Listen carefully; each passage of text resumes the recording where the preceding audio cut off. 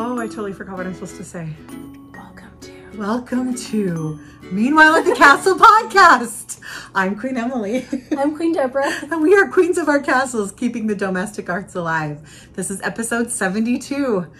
And we don't believe in changing our clothes. It's been a solid week. No, it hasn't. But here we are back again with some works in progress. And we have our life update is that we talked more about tacos. So we definitely want to eat tacos today, shortly. Well, by the time this went out, we will have gone at least once. At least once to eat tacos, because tacos. So today we're just going to talk about works in progress. That's the only thing we're going to discuss. So we're going to have some knitting and some sewing and I think some crochet. Mm-hmm. Yes. And our question of the week, or question of the episode. Yes. Exactly. And that's what we're going to do. So Deborah. Okay. Okay. Start us off with the work in progress. Work in progress. I have been doing some sewing. So we have a family member that was engaged, was getting married, and we have a tradition in our family where we make a wedding quilt. And so went and got all of the fabrics for the wedding quilt, and discovered the day I bought it was actually a day where that engagement ended. So unfortunately I'm not getting married, but I still have stuff to make a quilt, so I've been working on it. We try to make something that will suit the recipient, so this is really in their style, in my estimation. I mean, I'm guessing it's really pretty, but the color palette we were given was red, turquoise, orange, black, mauve, yellow, sage green. And I could have just chosen two of those, like the favorite from each person, but they're kind of eclectic anyways, so we went with that. So I bought 25, or I had 25. I bought some and I had some 25 different fabrics, and we're making, I'm making a Prairie braid quilt. So it goes this way. I have it started, and you can see the reds, purples. No, I didn't do purple. I cut out the purple. I did red, teal, mauve, yellow. For the black, I did charcoal grays instead. I didn't do black. Sage green. Or here's the thing. It's in the family. Yeah, and what's sage green to one person is apple green to another, and is Kelly green to another. Everybody's kind of got. If we want to talk in Pantones, I can talk Pantones. But if we're going to talk, names as in like sunflower yellow or something, then that's subjective. So Pantones are non-subjective. So I cut out a whole bunch of the strips. You cut out 2.5 inch wide by 7 inches long. And then you start with a square.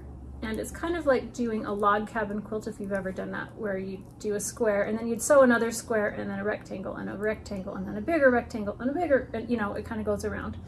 Well, this one, you have a square, and on one side you put a strip, and then the other side you do a strip, and then you just continue on. The next side, a strip, and the next side, a strip. And they are random. I laid out all of the colors, like the strips, on a table next to my sewing machine, and I just grab one that, like, oh, well, I did a teal on this side, so I'll do a teal over on this side next time. And I haven't had a red for a while, or I haven't yet done a charcoal color, or, that kind of thing. So I have, and I'm kind of chain piecing them. I started out doing just one, thinking I'd do one until it was long enough and see how that worked, and then do the next one. That's a lot of stopping and starting and ironing and getting up and down and wasting thread. So instead I have 9 going at a time. So I've got this much done of 8, and then the 9th one is longer. And this is approximately 8 inches. I'm trying to remember, maybe 8 inches when it's finished across. So times 9, that'll be 72 inches wide. I didn't figure out any of the math ahead of time. I just bought stuff, cut stuff. And I'm not making this to be like a queen size quilt. I'm just sewing a blanket now. Do the strips then go the other direction? So then so you what get you like do the is you chevron? trim off the edges, and you sew them side by side. Okay. And it looks kind of like zippers next to each other, kind of like that. So there are some versions where you sew these jagged edges like this, but I'm not doing that version. That requires a lot more fuss, and I need this to, oh, I won't put those two together. Actually, it may go together, who knows. But I'm just making this random and as simple as I can. It's cute, just to make it. It'll be very, like I said, very eclectic, very wild, and yeah. It's gonna be awesome. There's a whole bunch of different strips, and once I get, I don't know, once I get 9, the length that I think it looks good, then I'll sew them together. And we'll see if I do a border or if it's going to be just this. I don't know. But I saw this on Pinterest years ago and pinned this to my board. When I was trying to figure out how to make the color palette work, I went back and looked at the quilt and realized it was almost the same color palette. Went, okay, looks good all together, so I'll do that. So I'm about an 1/8 of the way through. An 1/8? Is that what maybe? With these strips so far. No nice pattern to buy. I just looked online how to do a Prairie braid quilt and saw measurements somewhere and just started cutting and sewing. So that's I don't beautiful. Really have. I really love this, the turquoise one with the gold in it there. Yes, I have a couple of fabrics that have this kind of metallic printing on it. Almost like kind of bronze looking. Yeah, because that will be a pretty addition to it. Kind of bohemian to me. That's the right word for it. That's what the feel I was trying to go for. When I say eclectic, yes, but I don't know, just it's not necessarily like some of these are ones that I would choose if I were to make it for myself. Like this one I would, and this one. There's a couple in here, you know, this one, but that's how quilts, though sometimes you see a quilt and you think, I would never have picked a lot of those fabrics to go together. But together, all together, it looks amazing. It as a whole. So that's the thing, I'm excited to see this as a whole, to see how does this work really? Yeah. It's just an experimentation, honestly. It's beautiful. But oh my goodness, excuse me. I have too many quilt projects going, and so that's why I'm like, I just want to get that one pieced because it's been sitting there since I found out I didn't need to make it in a certain time frame. It's just been sitting there, but then it weighs on me and I'm like, oh, I just need to make it. So that's actually why I haven't brought any of my quilt projects, is because I just haven't had a chance to work on them, but I've got a few that are still in the go. They're still on the go, you know? Yeah, and I have to be in the right mood to make a quilt. I'm not one like with knitting where I just, I'm like, ooh, I just really want to do that all the time. I have to be in the right mood, so it doesn't happen all the time. It's usually in the summer. That's when I usually want to do that for some strange reason. I don't know why. I love quilting in the summer.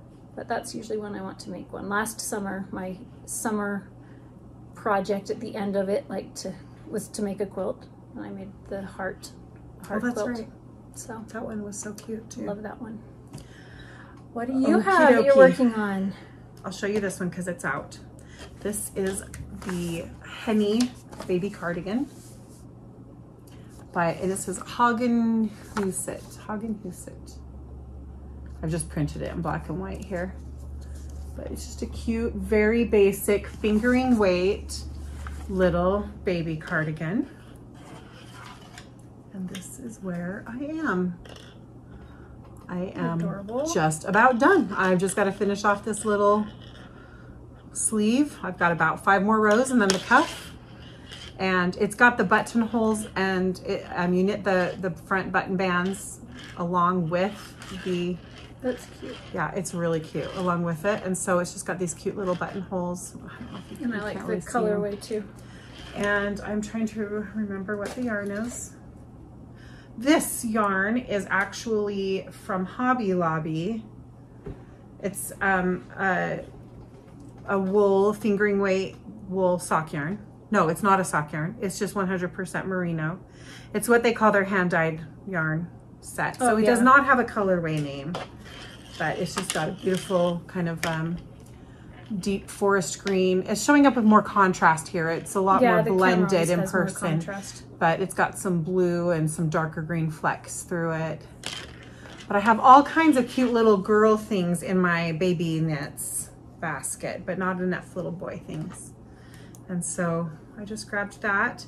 I am using US size 4 needle for the main body and a 2.5 for the ribbing, which is a 3 millimeter for the ribbing and a 3.5 millimeter for the body is what it says. That doesn't sound right. Yeah, because 3.25 is a size 3. Yeah, that's right. I'm trying to remember what else there is to say about it. It looks like a fingering weight yarn, but just it is a slightly plumper. It's still 400. It's 400 yards to 100 grams. So it's not. Oh, okay. It's just a little round. And that's what my base is 400 yards to 100 grams. Yeah. But it's all about how it's spun and plied and. Yes. So it's working up beautifully. But I'm gonna have so much left over.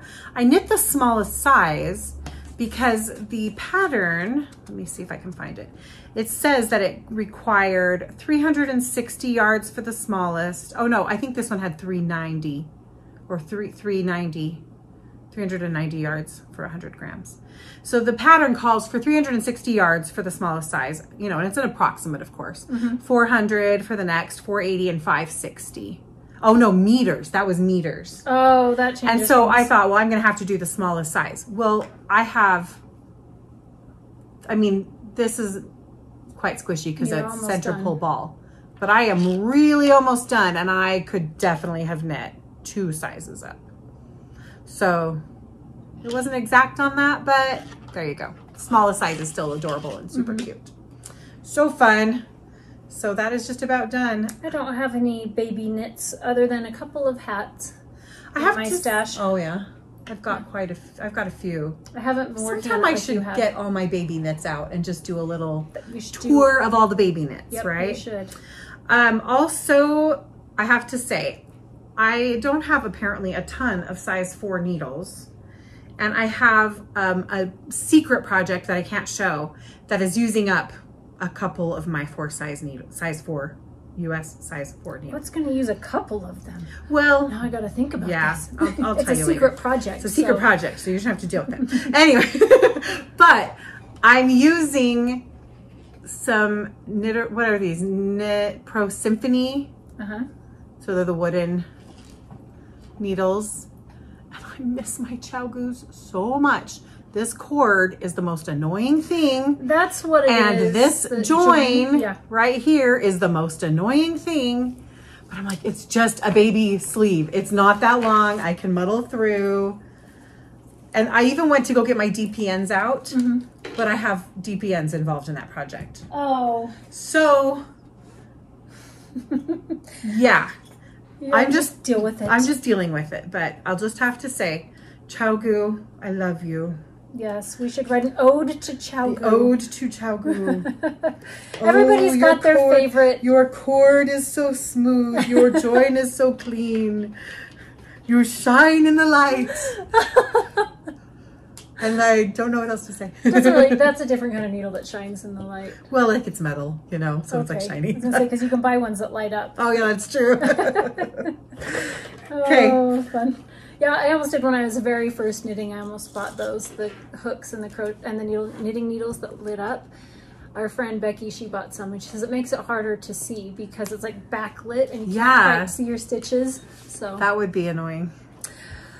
I'm trying to remember all the projects. Okay. In this beautiful, beautiful box, I love this box. This is a box that was from my friend Crystal, who is Vintage Fairy LLC. It is very pretty. She's on Instagram. We years ago did a swap, an Advent swap, and this stuff was in this beautiful box. I love it. So in here, I have stored a project that I started years ago as well.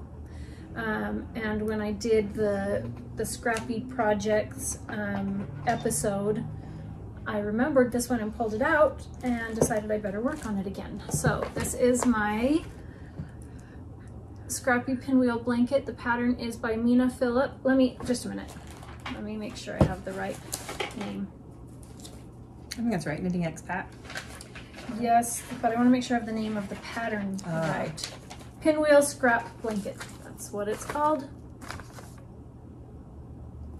And you can see that it's a pinwheel, which I love pinwheel blocks. Pinwheel quilts, those are my pinwheels, and stars, those are my favorites, and hearts. So it has 8 triangles, and what I was doing was I was choosing 2 colors, so like teal and purple, and I was alternating a teal scrap with a purple and a teal and a purple, and some of them worked out better than others, which is fine when you have scraps. So this one was orange and yellow, and I went through these blocks, you know, in that other episode, but you know, just giving you an idea of how that worked.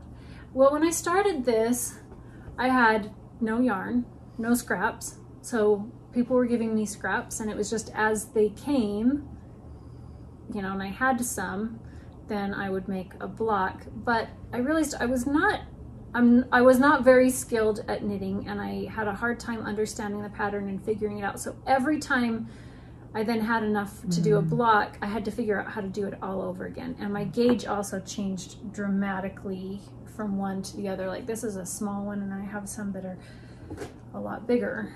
Well, is this one? Yeah, you can see a little difference. That one doesn't look dramatic. But anyways, so I got burned out on this one. Like it was taking me forever trying to figure it out every time. It uses short rows, like German short rows for this. Yeah, you can see that one's a lot bigger.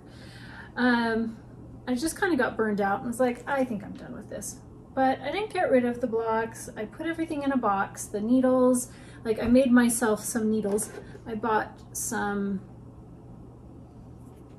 Haya DPNs. Yeah, Haya DPNs. Haya Sharp 2.5 millimeter DPNs, and I put some clay on the end so I'd have a straight needle. And I just put those in the box with the pattern, and so if I ever decided to pick it up again, then I could, which is good because I did. So I did this block. Now there are 16 ends per block to weave in. I wove in half maybe on this one. And this one I did purples and pinks, but you can see I did the same purples alternating here, and then the same ones here, same pinks here, you know. So I have a lot more yarn now where I could just do all the same purples and all the same, you know, whatever. I have more scraps, but I'm still keeping it scrappy, a lot more scrappy. And then I did this one. That's cute. And this one I've only done half the ends, woven half the ends as well. And now I am working on this block with lavender and blues. Oh, this is kind of a mess.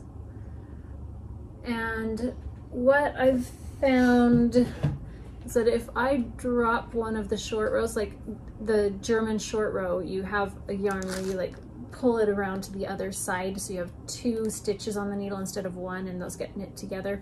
That's how that short row works.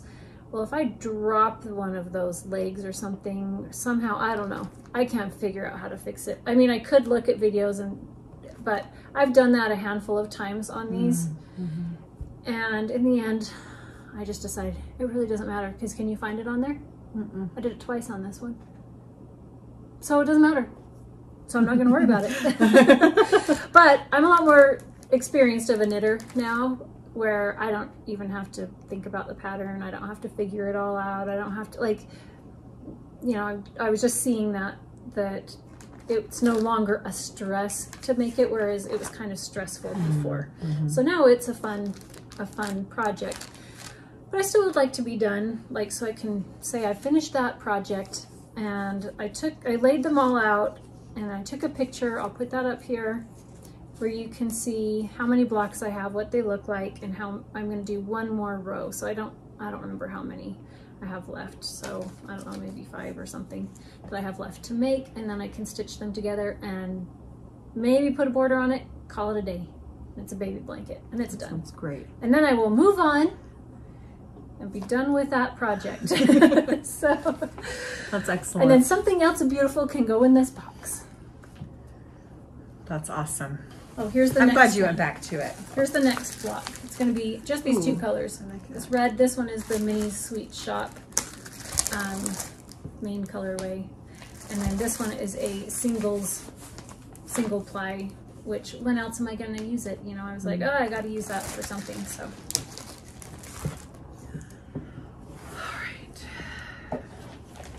All right. And of course, I'm in the middle of a row. That's always what happens. It's okay, That's though. so annoying. That's going to be really hard to show this. And there's not really any. How far are you to finishing that row? I'm in the middle of the row. Oh, darn. Okay, well then you won't finish it. Well, That's okay. I'm just going to show you my sweater that is in progress. You should know better as a podcaster to finish the row. I thought I had. How many years have we been doing this, Emily? I don't know. Is it 5 now? I don't know. I think it might Somebody be 5. tell us how many years we've been doing this. I'm pretty sure if we're not at 5, we're coming up on it. Some of our lovely viewers remember things that I never can remember. So maybe they could help us out with that. That's crazy if it has been. That's a long time. Okay, this is the Ivy Line Cardigan by Yoko, Johnston. Let me see if I can find the other picture of it that I like better. Well, there's this picture here, but I'm trying to see if I can show that one. That's cute. I like the picture that they have is on the pattern page a little bit more, but this cardigan is lace fronts. It's slightly A-line, and it has gathers at the sleeve, at the shoulders. And so I am knitting this in Dandelion and Dogwood yarn in the color What's Eating Gilbert Grape. See if you can hold that one shoulder for me. Love this. Another subtle neutral. Yep. Look how pretty that's going to be with this light lavender dress. It is. It is. Isn't that the most gorgeous color? It's so pretty. It's got little bits of pink. And then it's purples. I'm just loving it. So I am just working along, I'm within a few inches of the bottom of it. I think I said I would finish the body this week. I probably will. I think I will finish the body this week. And then pick up for the sleeves. Are the sleeves patterned with the same? sleeves are stockinette and the back is stockinette. So it's just the lace on the front. Uh-huh. Okay. And so that will be nice. I actually really like that about my green cardigan that I showed in our last episode. I like that the sleeves are in stockinette. Yeah. That one, the whole body, front and back is lace, but anyway. So it's got this really fun kind of zigzaggy, I don't know if I can show the lace a little better. It's kind of zigzaggy lace pattern. There you go. That looks good. That is going down the front. And I'm just really enjoying it. I am alternating skeins. For some reason, I got it into my head that this front edge was just finished as is, because it's got some slip stitches along the edge. And so I thought, oh, it's just gonna be kind of a rolled front. I don't know why I thought that. So I thought, therefore, I don't wanna alternate skeins on my edge. So I have been alternating skeins where it changes from lace to stockinette right here, but it's working great. You would never notice. That's where I'm changing my stitches. So I know, don't they? That's kind of funny. Can't even find your nails on there. My nails are this really cool pinky purple color. Yep. And since people always ask me, it is called Pink Pop, and it is a DC D&D color from the Mermaid collection, but I don't know the number. People ask me that regularly. So here, anyway, but they look pink if you're with pink, and they look purple if you're by purple, and they're like iridescent in the sun. It's kind of fun. I have iridescent nails right now. They're fun, aren't they? Anyway, so that is just coming along, really enjoying it, but it is to the point where it's hard. It's not like you can take it somewhere and work on it. It's an at-home project, but I'm really loving it. I'm on my second 2 skeins. So yes. This is 2 skeins and you're on the second 2, so 4 skeins. Yes, and I have 2 more. Okay. I got 6 skeins. And this is a fingering weight. And yeah, it's from Dandelion and Dogwood, and it's just gorgeous. They had all their colors that were like their 80s, 90s collection. 90s, yeah. And you definitely can see, like, you can see the difference that, like, which happens even in the same pot. Absolutely. Yeah. You just have to alternate skeins if you don't want exactness of perfection. Yeah. Well, if you just don't want big lines and big chunks. And I definitely wanted that. So it just looks great together. I love it. It's flowing beautifully. Love it. Isn't it pretty? So yeah, I have another crocheted project, but again, it's one, I think I've showed it before and I haven't worked on it recently, and it's my crocheted squares blanket. Oh yeah, yeah. So those are yeah. So you've got to catch up on those months and then show that this next. Then time. I will. I'll show it on our next one. That'll be fun. But I have these two things, and then that crochet project, and then my secret project that I can't show. I can't show the secret project either. I know. I have several secret projects. I think we've talked about what our secret projects are for. We have the best knit night group. We do. So fun, so much fun. We have a lot of fun. So in the spring we have a yarn swap, like a yarn exchange that it's a secret one, where each person that wants to participate brings a skein of yarn and they fill out some information about themselves, and they put both of those things in a bag, seal up the bag, and then they all get exchanged. No name on it. Yeah. No name. They all get exchanged, and you take one home with you, and you open it up, and you see whose yarn you have, and the information about them that tells what they like, what they don't like. As far as knitted items go, I don't like knitted shorts or bras. That's not my thing. So that's wall hangings. Or wall hangings so much. So I put that on there. And then people, take that and they may say, oh, I really love cowls, or I love wearing shawls or things like that. And you make something with them. And then in October, we get back together and we exchange those and get to have a show and tell, like it's so fun. So much fun. I love it. And mine is like 2/3 of the way through. Mine too. And every day I try and do like 4 rows on it. And yesterday I did 2 rows and had to unpick 2 rows. So that was my 4 rows. 4 rows complete, progress increase 0. Yeah, exactly. Okay. So for summer sock camp, I was doing scrappy projects, but I also had this vision of I want in my sock drawer more basic knits. Instead of all the crazy patterns and crazy colors, I wanted more simple colors, but I wanted heavily patterned yarn, socks. Patterned as in like cables, lace, texture, that kind of thing. So solid or tonal yarns with heavy patterning. So I found I had some yarn. I was dyeing my taffy colorway, but I messed it up, and it was on minis, and I messed it up, and so I had a handful of minis, and I just wound one on top of the other on top of the other, and I'm like, I'm just going to use the messed up ones because it's so pretty. Oh, it is. Love it, but it's not ones that I could really sell. So I had that. It just means there'll be more ends to weave in. And then the pattern that I found is called X Marks the Spot by Rebecca Milton Designs. And I liked this one because it was a 60 stitch cast on design, and 60 stitches is what I prefer for my socks.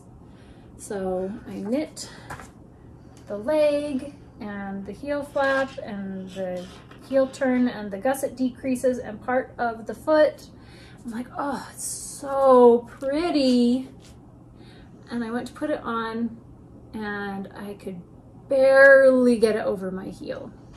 I'm like, why is that? Because, when you do lace and stuff, it usually makes it way more stretchy. So I'm like, for 60 stitches, I really need to get 60 stitches, not 64. But it has these cable crosses where it's 4 cables crossing over at once.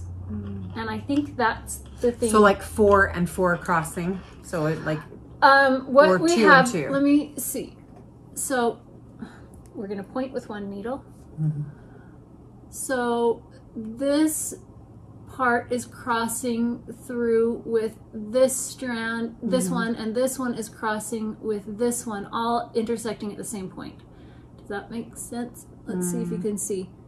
One is over, actually there's 1, 2, 3, 4, 5, 6 stitches that you're dealing with, but actually 3 parts. Like you need multiple needles. Like you have some that cable needles where you have here, and then you're taking some off and knitting there and then putting them back on. Okay. So you have multiples that are going on front and back. So there's 12 stitches affected on on a row. And it is so pretty. It's gorgeous.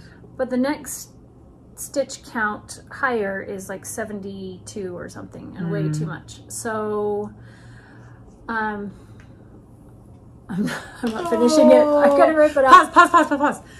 I mean, you probably have to rip it out anyway. But could you knit that cross, that whole round on a larger needle? I could. If you wanted to. I mean, you'd still have to rip it out. I still have to rip it out. And if I'm going to do that, this was so involved, I would do probably a less complicated one, because this one took a long time. And I thought, well, I could make this for my niece, but it's really a long leg, and it's too, and I'm going to do something else. I'm not worried about it. It bothers some people. That's beautiful practice. This is fun. Beautiful practice. It is. And that's kind of the thing. Like, do you have ends woven in already? Probably, because I weave in ends as I go. So when I get to that, I'll have to fix that. But it is a beautiful pattern. So if you are somebody that needs a slightly tighter sock than 60 stitches provides, then this is a good one. I was looking at it thinking, could I not cross that same way? Is there a different way? Could I just, instead of crossing, continue them back out instead of crossing them? But I'm not sure if I could. You could also knit the pattern on the front but not on the back. Yep. And I could do one needle size larger. There's a lot of things I could do. It's a beautiful pattern. If I wanted to do this pattern, which I may do that again in the future, but it's very pretty. I just held on to this one. This was one for summer sock count. And I just saw that's not going to work. So I worked on some other ones instead, grabbed some other yarn. But I do love this yarn. So if you're wanting this colorway, that it was taffy in my shop. But this one is slightly bluer, because what happened is dye can break into the different color molecules, different types of colors, some blues and pinks and stuff, and not dye evenly on the base. And that's what happened here. So the pink didn't disperse into the blue as much. So it's of a more blue than the taffy. And then has some pink flecks. Yeah, and it has some pink flecks. But they're not even. They're not even pink flecks. Otherwise I would have sold it because it's gorgeous, but they're a lot more random. So I do love it. It's fine with me. So pretty. There's one. Okay. And you said your other ones were ones you couldn't show? Yep, that's where I am. Okay, and here is my other. Do you want me to unravel for you? Well, I'll have to unpick when I get to that. So I'm almost to that point if you want to unravel till we get to that point. So one of my favorite podcasters is Amy of Noble Character Crafts. And it always makes me sad when she doesn't record every single week. Because she has nothing else to do in life but to record a podcast for me.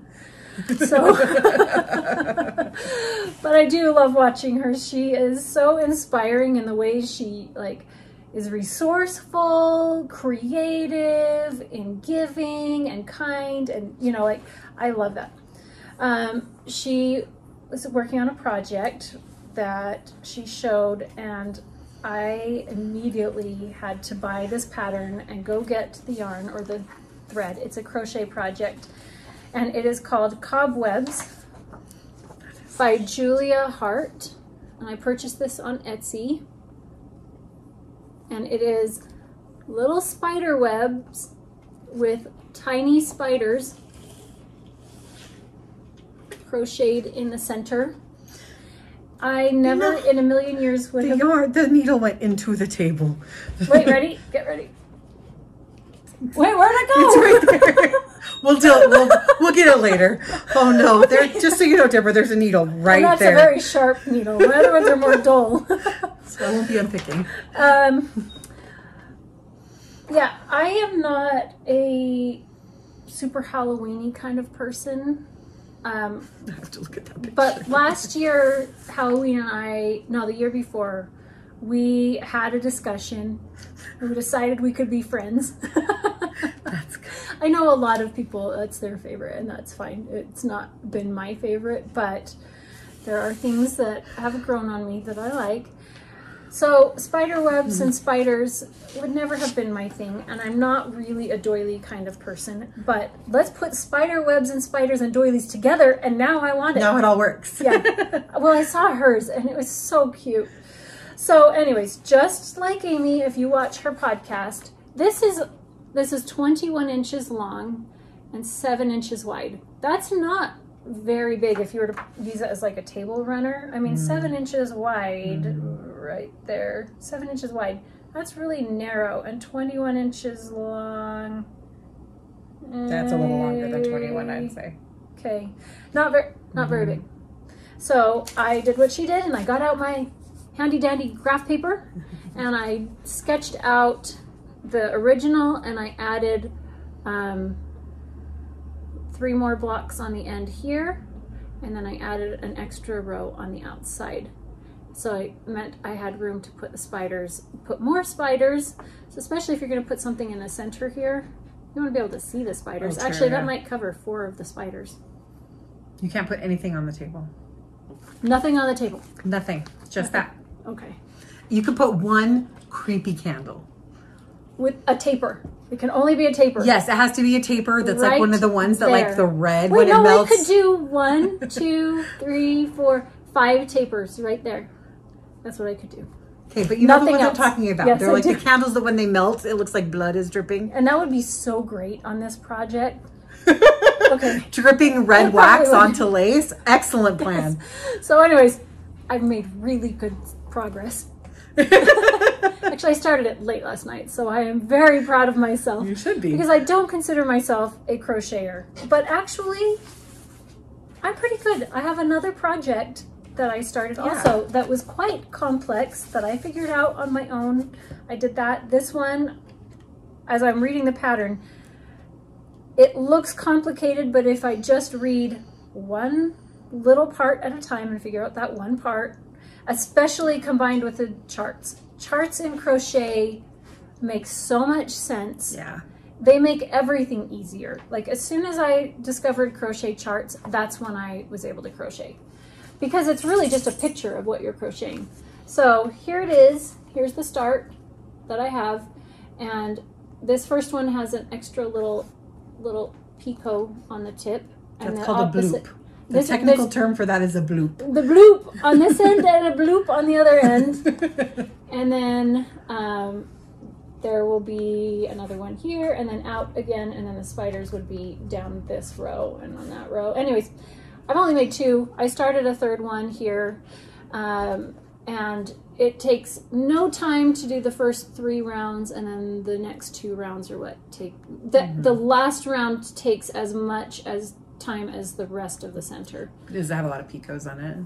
It has these little cluster stitches, but then where you're joining them, and then where you have to do joins with the other ones, and you have to know where to join. And so I figure once I've made a few of them, it's going to be pretty darn simple, and I won't have to look at the charts anymore. Amy says that the spiders were very finicky, so we'll see how that goes. If I end up making 8 or if I make 2, we'll see. After I make the first one, I'll let you know. The yarn or the thread that I'm using is Aunt Lydia's crochet thread. This is classic 10. That's what the pattern calls for. This one is black, and the other one that I'm using, I think the pattern had a white one, and I'm using natural.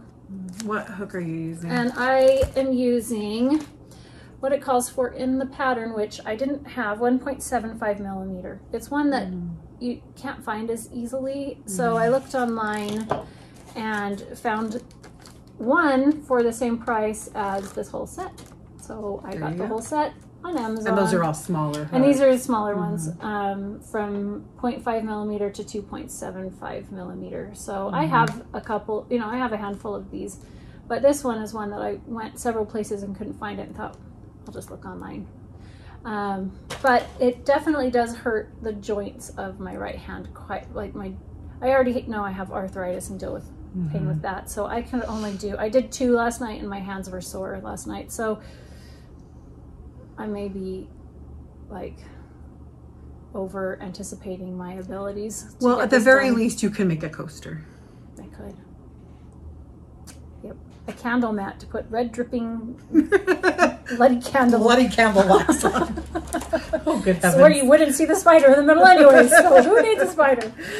So that's projects that I'm working on.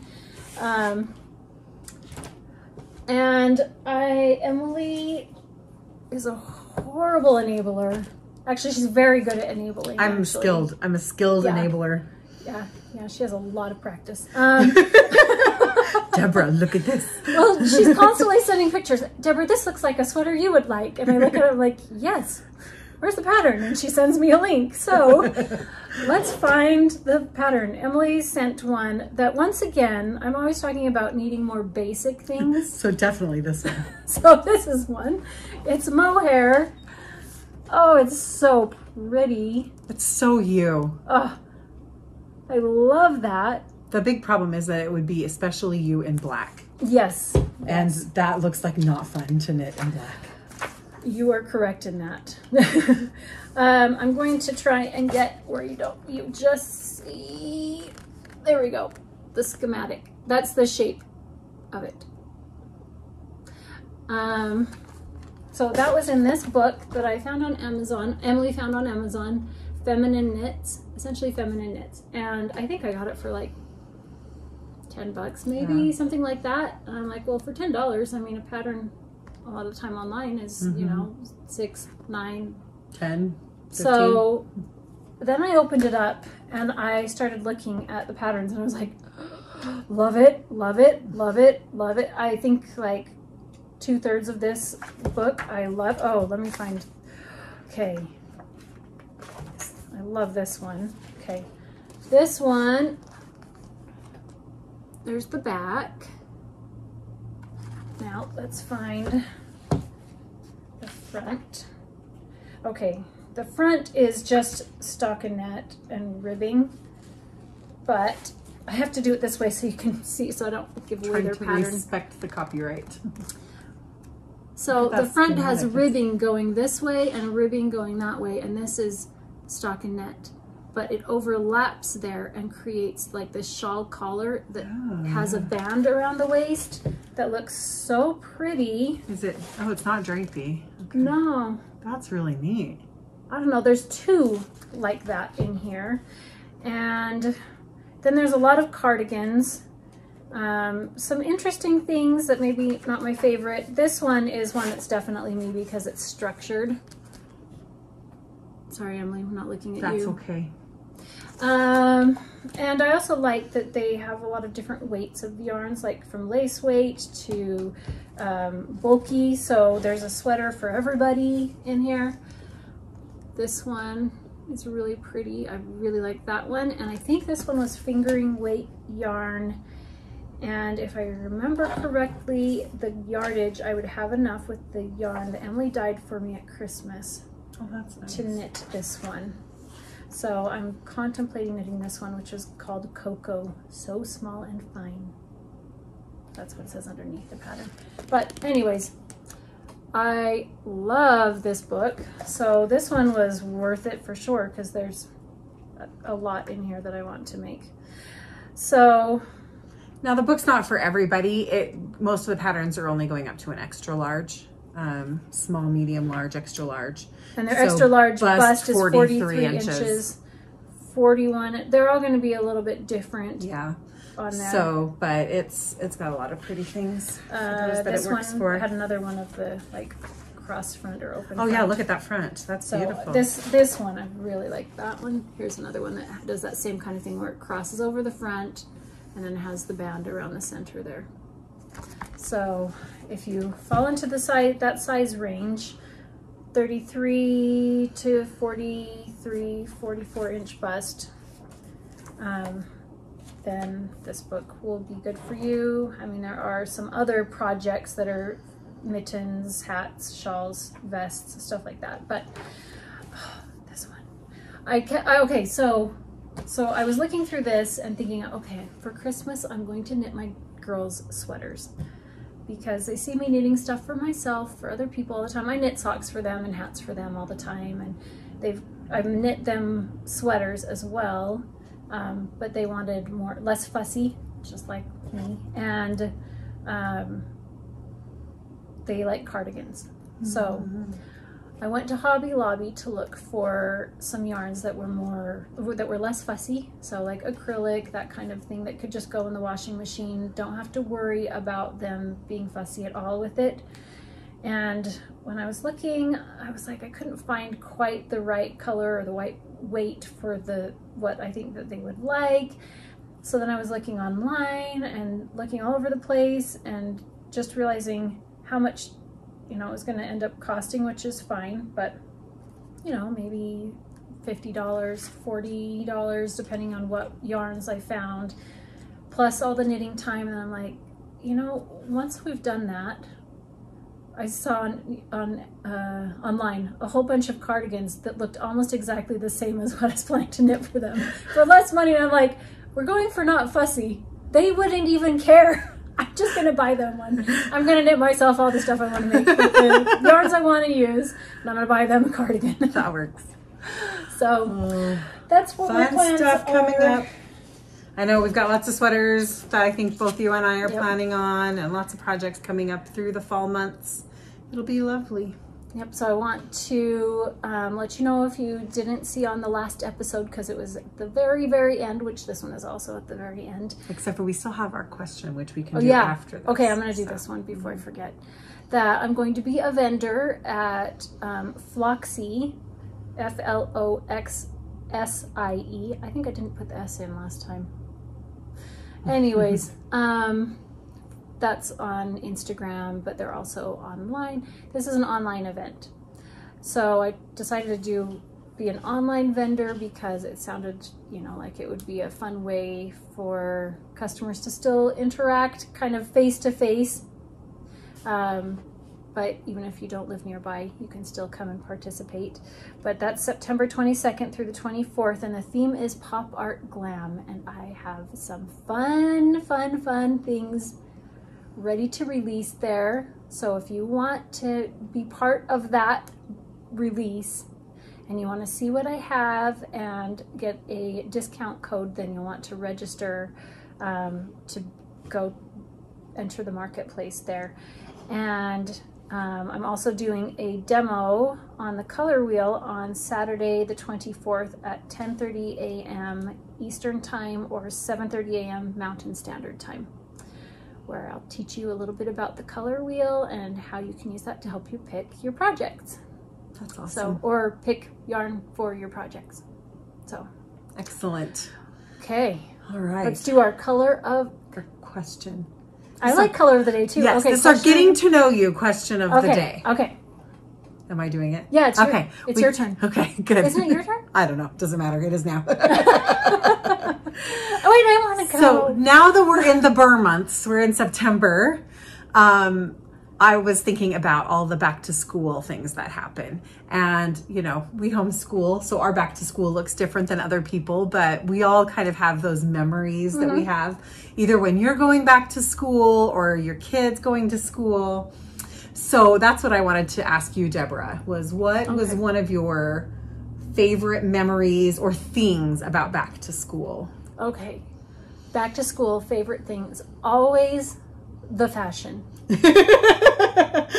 The fashion. So my mother would sew a lot of our clothes. Yeah.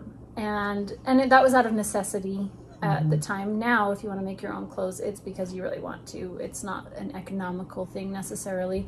But for us, it was a necessary thing. So I remember my mother, pinning out on the floor in our living room, constantly. She was working on one thing and then another, and would ask, "Who's that for?" Just like our kids do with knitting projects. And who's that for? And come over here and let me hold this pattern up to you. Yes. And see how it's gonna fit. Yep. So one time she was cutting one out, and I was like, "Oh, I love that fabric. Who's that for?" And she said it was for me. And I looked at it, and it was a tiered, ruffled, short, you know, like to my knees, tropical skirt with a button-up top. Oh, it was cotton. I remember that. I was like, this is the best thing that's ever happened.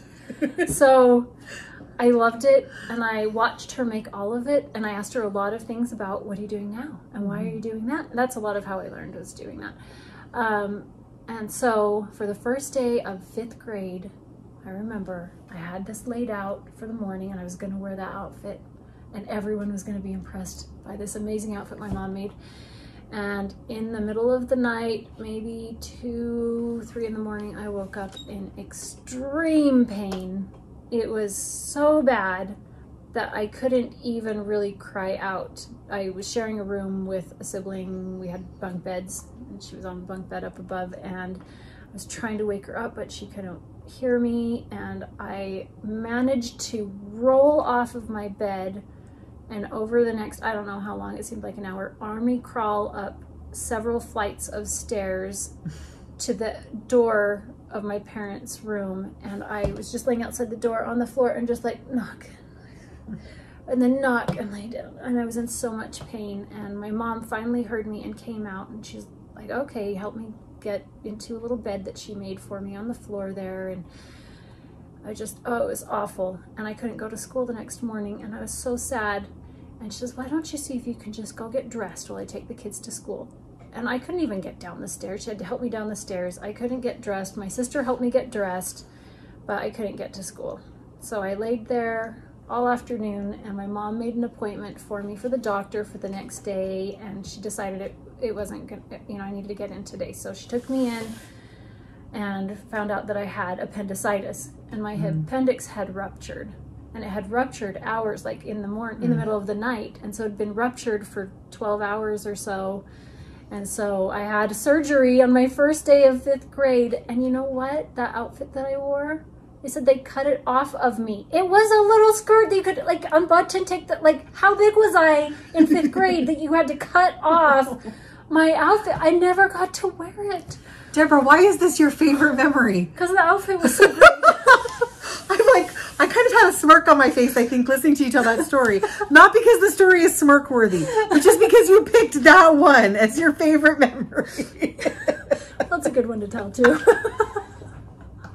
I also got to be in the hospital and get a lot of attention because, you know, as a middle child, you're invisible. Emily would come to visit. She would eat the horrible hospital food because I didn't want it, and then my mom thought I was eating. I'm like, here, Emily. She's like, okay, I'm hungry, you know, because, you know, I'm picky and pudding. She's not. It was pudding. You don't like pudding. And it was roast beef and gravy and turkey and mashed potatoes. I'm picky. I'm like, I don't eat potatoes. I don't eat meat. I don't eat, yeah. And so instead I would go down to the cafeteria in the hospital gown that's like tied open, or like, anyways, holding the IV and limping down the hallway all the way to the cafeteria where I'd get a bag of Fritos. And apparently I ate 1 or 2 bags every day and cleared them out the whole time I was there. I didn't have any more Fritos because of me. And I got to walk past the nursery and see all the little babies. But then the kids next door. Wait. Back to school. Wait, but I have to go to the kids next door. There were 2 kids in the room next door. And there was a game system, a Nintendo. And I was like, finally, I'm going to be able to play Nintendo because it was banned at our house. Video games. But the kids next door always had it. And they're like, you have to be up before them. And I'm like, I was up at like 4 in the morning. When did they even sleep? So I never got to play the Nintendo. Deborah, you're a grown-up. If you want to buy a Nintendo, you can get your own Nintendo. We have 2 Nintendo Switches in our house. All right. Okay. So Emily, what about your favorite back to Wow, school? I don't have anything like that. I mean, nothing ever exploded on my first day of school.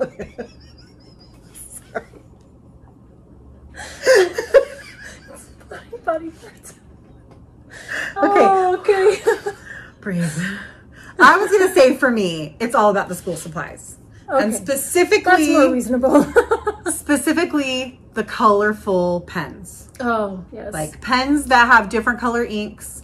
Like, you guys remember the pen that's blue on the bottom and white on the top, and it has the 4 colors of ink. It's got blue, red, black, and green. They're fabulous. Green ink. nowhere else could you get green ink. But in that where you had to slide Yes. the different sides. And then they came out with the one that's like the barrel that's got like 15 colors. Yes, I remember that. And trying to hold that thing. I know, we're like trying to write with it like this. Okay. But colorful inks, I love that. And I was always I really love pretty handwriting. Our grandfather, and I know we've talked about this before, but he taught us to care about handwriting. He had gorgeous handwriting. We all he would always compliment you on your handwriting.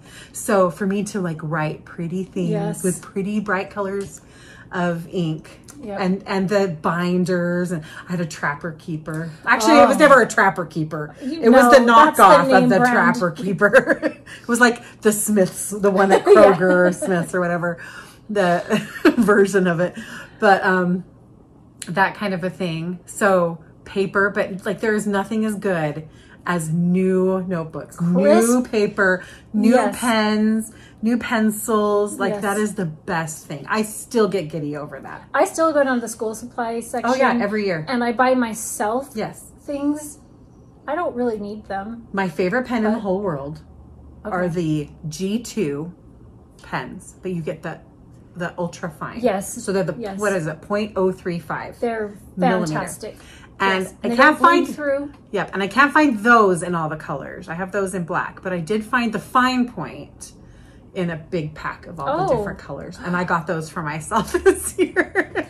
So yes, we have an obsession over here with colorful pens. Yes, Nadia especially, but I don't know where she gets it from. I only have like 100 different ones, and that's she has like a bin of So you get your fresh new school supplies, and you go to class, and then you get assigned a book, and you have a fresh book to read. Yes. So school library, that was always exciting. Ooh. Oh, do you remember the Scholastic book sales? Oh, the book fair. Where they would send home the book pamphlets of things that would be available at the book fair. I don't know where they have these, I think around the world, they still do the school, but I don't think they bring, like they would also bring all the books, like a little bookstore to your school, and you could go and get, that was like the best. I remember flipping through and looking at those and just dreaming about books that I wanted to have. And every once in a while I might get one, but when my kids were now school age, we would get those, but we could order online. Because they weren't in public school, but we could order them online. And I bought so many books. That was a huge part of our library because I was trying to build a library. So we got a lot of the educational ones about reptiles and all these different things and countries around the world. And the human body. And, so many great. Now Costco is really great for that. Oh yeah. Costco has some really So there you go. Exploding appendix, school supplies, and books. Okay. Time for back to school. Now we started our school. We start at a different time because of Summit. We have a different school schedule, but now we want to hear from you.